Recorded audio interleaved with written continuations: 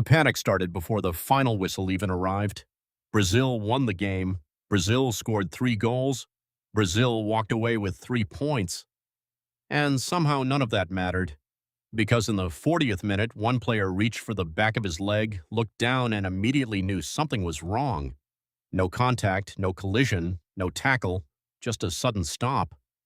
And now reports are saying Raphinha's World Cup is over, not next match, not a few days out, over. And for Brazil, this is becoming much bigger than one injury, because this wasn't supposed to happen. Raphinha arrived at this tournament looking like one of the most dangerous players on the planet. 34 goals, 22 assists, the best season of his career. Barcelona captain, confident, sharp, explosive. Everything seemed to be lining up perfectly. For months, people talked about Vinícius Jr., they talked about Neymar, they talked about Carlo Ancelotti taking over Brazil. But quietly, Raphinha had become something else. He had become the engine, the player stretching defenses, the player pressing relentlessly, the player delivering dangerous set pieces, the player creating space for everyone else. He wasn't just producing numbers, he was making the system work, and now suddenly he's gone. But here's where things start getting uncomfortable.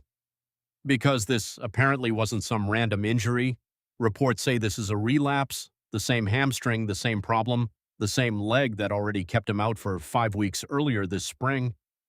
And that changes the conversation completely, because fans can accept bad luck. Bad luck happens. World Cups destroy players every 4 years. It always happens.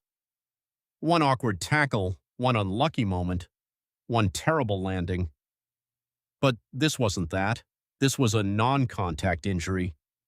Those are the ones that make people nervous, because they immediately create questions. Was he rushed back? Was the workload too heavy? Did Brazil know there was still a risk? Did Barcelona have concerns? Was anyone monitoring this? Because when a player pulls up on his own with no one near him, people stop asking what happened. They start asking why. And suddenly social media started changing its tone. At first there was shock, then sympathy, then concern, then frustration. Because fans started connecting dots. Rodrygo already ruled out before the tournament. Neymar dealing with a calf issue. Now Raphinha potentially gone for the rest of the competition. And suddenly people started looking at Brazil's attack and asking a question that felt impossible a few weeks ago. Wait, who exactly is left? Because on paper, Brazil still sounds terrifying. You hear Vinícius Jr., you hear Neymar, you hear Matheus Cunha, you hear big names. But football doesn't happen on paper. Systems matter, balance matters, roles matter. And Raphinha wasn't just occupying space on the right side. He was forcing defenses to stretch. He was pulling players out of shape. He was creating problems that opened opportunities for everyone else. Take that away and the entire geometry of the team changes. Now defenders can shift differently. Now they can overload Vinícius. Now they can compress the middle. Now they can isolate the remaining stars. One injury starts becoming multiple problems, and that's where Carlo Ancelotti suddenly finds himself in an uncomfortable position. Because winning against Haiti doesn't erase what's happening underneath. In fact, it almost makes it stranger. Brazil won 3-0. Normally, that's a result that creates optimism. Instead, the mood around the squad reportedly became heavy, because everyone understands what this actually means. World Cups don't wait. There is no pause button. There is no month-long recovery window. There is no let's see how he feels. The tournament keeps moving. The next opponent arrives, then another, and suddenly you're trying to redesign an entire attack in real time. That's a dangerous place to be, especially because Brazil is already in something close to a transition period, and that's another layer that people keep coming back to. Historically, Brazil had ridiculous depth, almost unfair depth. One superstar gets injured? Fine. Another appears, another world-class winger, another elite playmaker, another goal scorer. But people have quietly been asking whether this generation actually has that same safety net. Because for years, Brazil looked untouchable on paper and vulnerable on the field. Big expectations, complicated reality. And now injuries are exposing something people weren't supposed to notice, the drop-off. Because replacing a player is easy, replacing a role is hard, replacing chemistry is harder, replacing trust might be impossible. And that's where things start becoming dangerous. Because injuries don't only affect tactics, they affect belief. Players notice these things, managers notice these things, opponents definitely notice these things. Imagine being a team preparing for Brazil a week ago. You hear, prepare for Vinícius, prepare for waves of pressure coming from everywhere. Now imagine preparing for them today. The calculations change, the fear changes, the confidence changes.